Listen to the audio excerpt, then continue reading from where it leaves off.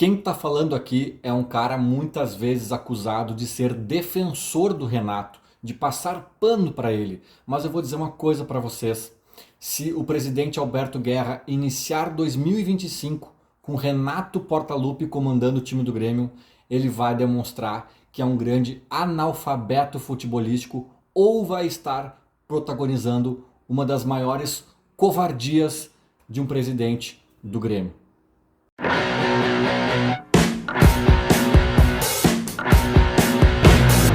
Fim de jogo no Maracanã, no Rio de Janeiro, Fluminense 2, Grêmio 1, vitória dos cariocas nos pênaltis. O Grêmio, mais uma vez, eliminado nos pênaltis de uma Copa em 2024. E eliminado de forma patética nos pênaltis, né, por incrível que pareça.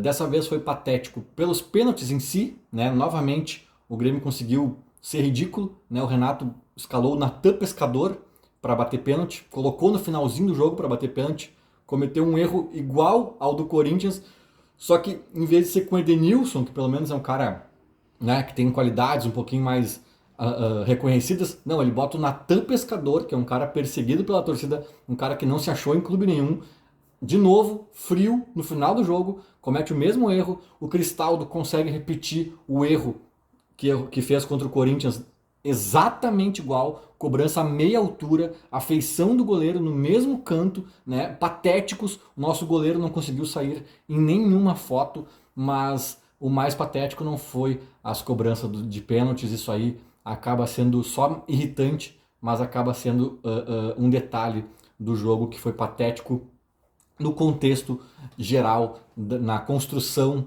desse 2-1 aí que levou para os pênaltis. Como eu estava dizendo, né?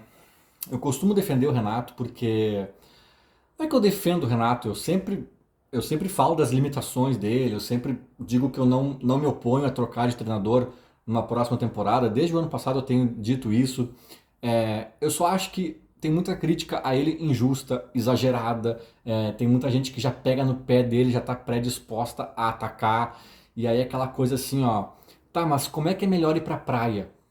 é, de carro ou de moto, né? Vamos supor, comparando com um debate de o que é melhor, entrar hoje no Maracanã com 3 zagueiros ou com 2 zagueiros.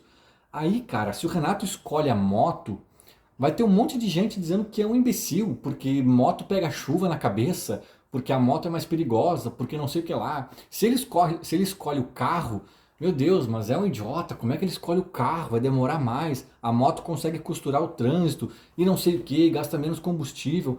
Então, assim, eu vejo um exagero, uma má vontade, um ranço para com o Renato que me incomoda e eu muitas vezes tento fazer uma justiça, tento entender o lado dele, às vezes até concordo com o que ele fez ou tentou fazer, e por isso eu pago uma de defensor. Só que, cara, hoje tava todo mundo tentando entender se ele ia pra praia de moto ou de carro, e ele falou assim: não, pessoal, vocês estão por fora, vocês não entendem nada. O negócio é ir de patinete. Mas Renato, assim, eu sou um idiota tático. Eu sou um idiota tático. Eu sou publicitário, nem trabalho com futebol, não, né? Sequer jornalismo eu fiz, que segundo o Renato, ele acha que os caras estudam para jornalismo para debater com ele. Nem jornalismo eu fiz. E antes do jogo, eu tenho meus grupos de WhatsApp aqui, os debates que a gente fez quando saiu a escalação. Eu falei o óbvio, cara, mas cadê o meio de campo? Né? Porque assim, 3 zagueiros eu não discordo. 3 zagueiros é a moto dele, 2 zagueiros é o carro. Só que daí ele tira o Cristaldo para deixar o Pavon. É um negócio que meu filho de 2 anos acho que questionou. Falou assim, papai, mas sério isso? Né? Então aí tu não tem como defender. Aí não é má vontade das pessoas que estão criticando o Renato porque ele quis ir de patinete pra praia. Aí é um negócio que é indefensável. Tipo, Renato, não, só um pouquinho, Renato. Vamos de carro, vamos de moto, cara. No máximo tu pega um ônibus ali, beleza, vai demorar um pouquinho mais também. Mas tudo bem, dá certo. Mas de patinete não dá, Renato. Não é viável, não faz sentido, cara. Sabe? Então, chega um ponto que não dá pra defender, cara. E eu vou esmiuçar um pouquinho mais a questão do Renato, entre outras coisas do jogo de hoje, mas eu reforço aqui, pra não esquecer, né, que o meu sentimento, ele é de que é um Renato quase desertor, cara. é um Renato que encheu o saco. Eu falo disso antes de ele começar a mostrar uma violência, digamos assim, uma intolerância com as perguntas das coletivas que ele vem mostrando agora nas últimas. Né? Mas isso é mais um elemento que corrobora com a minha tese. Ele parece estar de saco cheio num nível que está estourando nas coletivas. Às vezes algumas perguntas, e olha que quem está falando aqui é quem já criticou muita pergunta feita ao Renato, muita crítica feita ao Renato. De vez em quando tá rolando umas que são bem ok's, cara, bem normais. E ele vai lá e senta a lenha nos caras. Isso pra mim é um saco cheio, que eu sempre dou de exemplo o Grenal, em que ele sai sem dar a coletiva, desrespeitando uma ordem do presidente do Grêmio Futebol Porto Alegrense. Isso aí é o cara que não tá nem aí, não tá engajado no processo. Né? O Grenal é um troço maior, é um troço que tu tem que respirar a semana Grenal, o antes, o durante, o depois. Não tinha nem acabado ainda os ritos pós-clássico, ele já estava num avião indo para o Rio de Janeiro, cara. Né? Isso tudo me faz crer que é um Renato só de corpo presente, quase. Né? E aí, começando aqui uma análise um pouquinho mais específica sobre hoje, cara. Falei também em grupos de WhatsApp, é bom falar porque eu não fico tweetando tudo que eu penso, né? Isso também é bom, porque senão eu me complico às vezes. Agora, eu acho que eu não falei no Twitter isso que eu vou dizer agora, mas com certeza falei em grupos.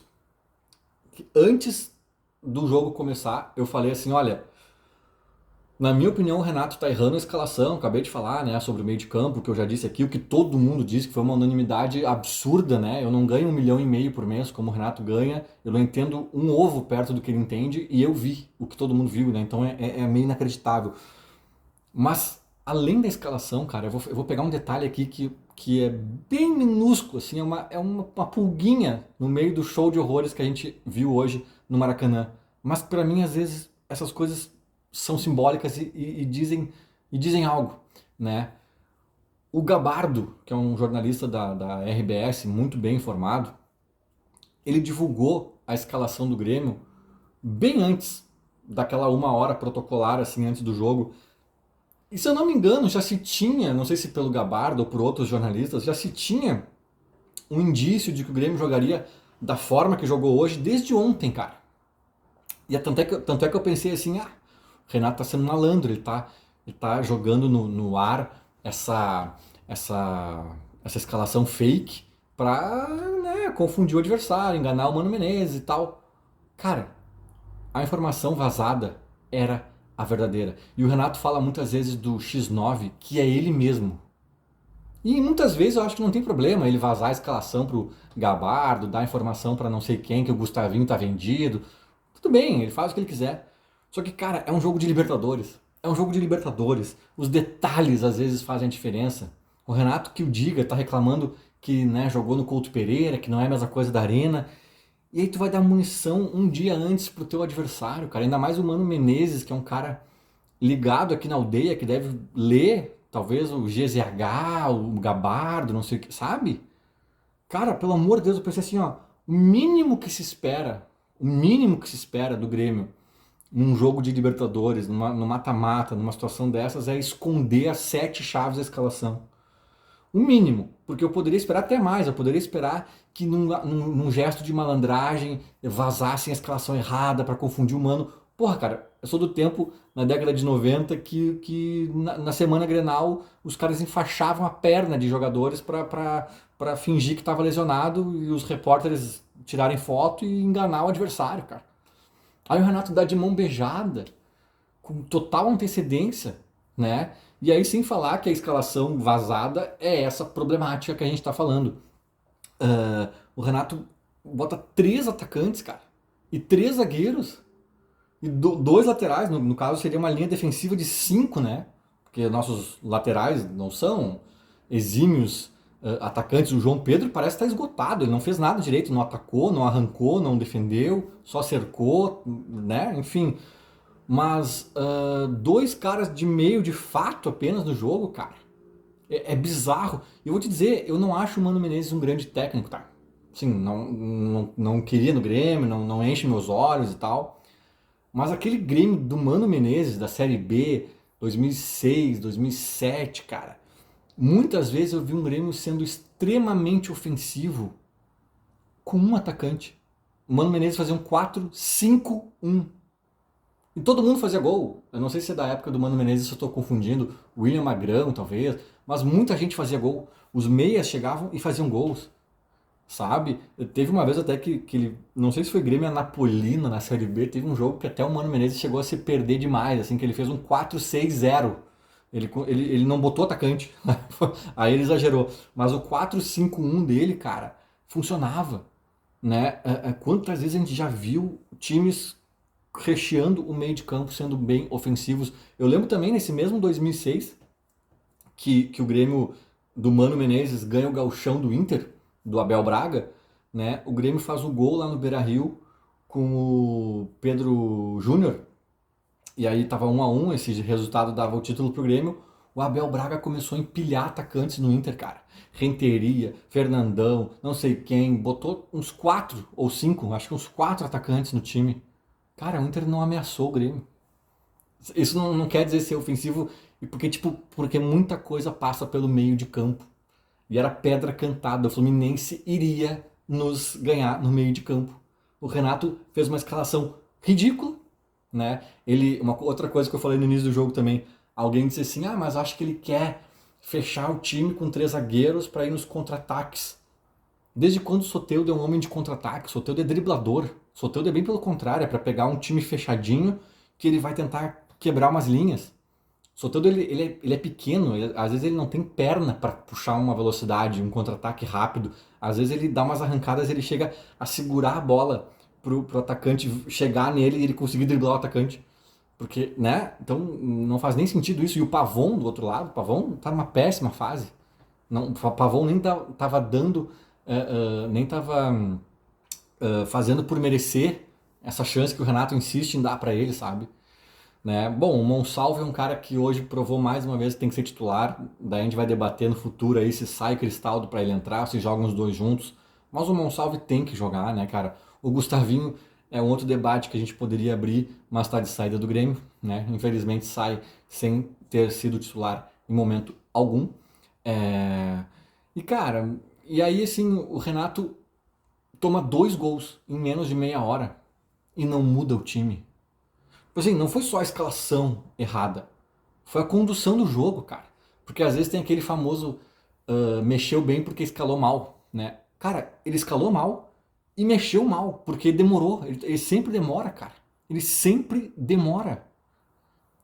A gente acabou o primeiro tempo sem mexer. É inacreditável, cara. Tava 2-0 pro Fluminense. O Fluminense estava se classificando nos 90 minutos e o Renato não mexeu. Porque essa estratégia dele, que eu acho ruim, de esvaziar o meio de campo, de botar 3 zagueiros, deixar o Pavon lá na frente, não sei mais o que, ela é contestável. Eu acho que foi quase uma unanimidade que ela é ruim, mas ainda assim ela era dentro de um contexto que estava 1-0 pro Grêmio.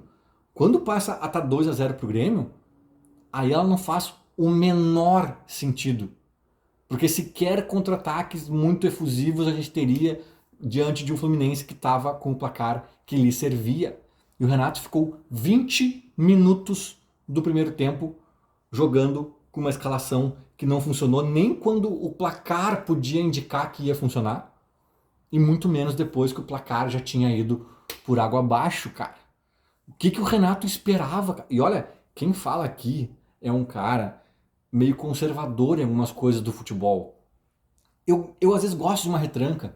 Eu às vezes gosto daquela coisa de jogar com o regulamento debaixo do braço, sabe? De sangrar. De tipo, vamos.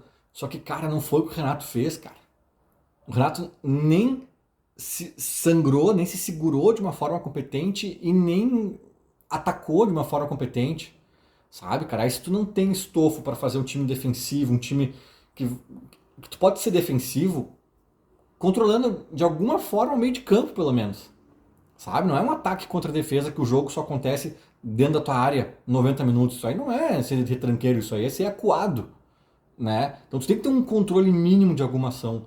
E eu não sou o cara mais ousado, portanto, né, na minha cabeça futebolística. Mas o Renato tá muito medroso contra o Corinthians, cara. Ele não substituiu. deixou dois, só fez 3 substituições, deixou 2 em aberto para botar os caras cansados para bater pênalti, em vez de tentar resolver o jogo nos 90 minutos, sabe? Agora, hoje, ele demorou uma semana para substituir o time e ainda fez em etapas, sabe? Ele foi fazendo o óbvio em etapas,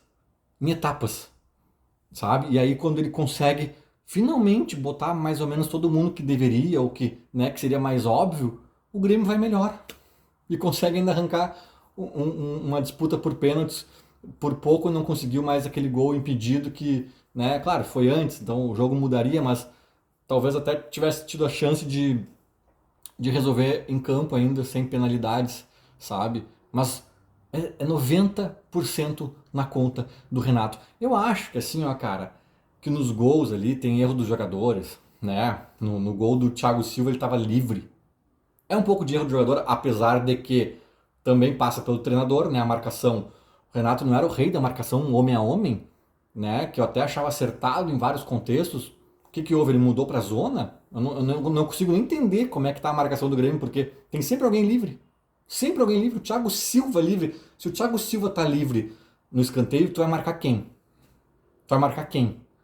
E o segundo, então, aquele contra-ataque que o Grêmio consegue tomar, era uma falta perigosa pra gente. Tu não botou na área, tu não chutou em gol, tu não fez nada. Ficaram ciscando um pro outro ali. O Kahneman deu uma bola de peito pro adversário, o João Pedro não acompanhou, não foi para cima da bola. Ninguém fez o que tinha que fazer. Aí chega ali ainda o Dodi bate no braço, um lance estranho, é verdade, mas cara, pelo amor de Deus, cara, sabe? Aí também tem um pouco de dedo do Renato, né? Ali naquela falta poderia ter uma jogada ensaiada, poderia ter alguma orientação diferente de posicionamento. Também tem um pouco o dedo do Renato ali. Mas eu também ponho na dos jogadores, assim, muita decisão errada, muita, sabe? Tipo, pelo amor de Deus, é Copa, cara. Tem que comer a grama. Aí nos pênaltis, o Renato põe o Natan Fernandes pra bater. Parece que o Renato quer provocar. Ele quer dizer assim, ah, tá. Vocês acham que eu causei pouco? Então, olha quem eu vou botar agora na reta final do jogo, Natan Fernandes. E sabe pra quê? Pra bater pênaltis. Era melhor ter botado o Kaique. Se era pra queimar a última substituição, bota o Kaique. O tal do Marquezinho, que eu defendo como titular, ainda acho que é o melhor goleiro que temos. A questão de pênaltis é pavoroso, cara. Não é que ele não pegou nenhum, ele não saiu em nenhuma foto praticamente. Sabe? Não dá pra criticar goleiro por não pegar pênalti, né? É uma coisa um pouco cruel. Mas, cara, tu não sair em nenhuma foto é porque tu tá te jogando antes, tá deixando os jogadores baterem tranquilos. Alguma coisa tá acontecendo, cara. Aquele pênalti do Thiago Silva, cara, depois de. Eu tava num churrasco vendo, né? Depois do Grêmio sair na frente ali, do Ganso chutar na trave e tal, e o Grêmio fazer, o Reinaldo faz o gol na sequência.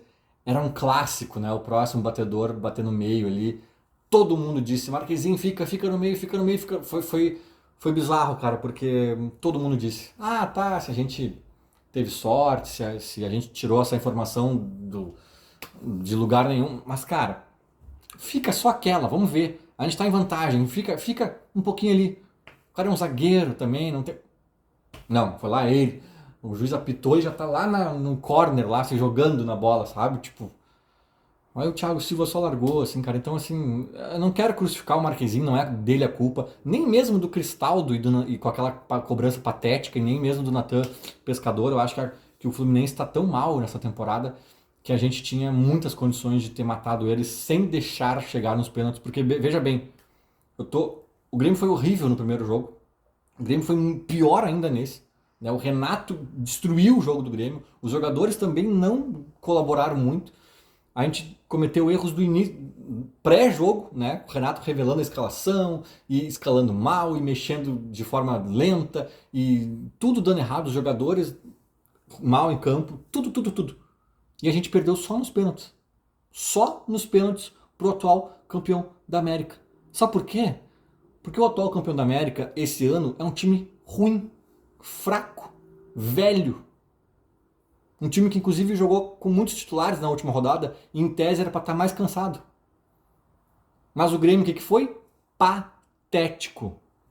O Grêmio foi patético. patético. Ah, não, o Grêmio disputou, mesmo sem arena, porque não temos nossa casa, foi 2-1 aqui, 2-1 lá, perdemos nos pênaltis, foi digno. Isso são números. Se a gente for analisar as circunstâncias, o Grêmio foi patético.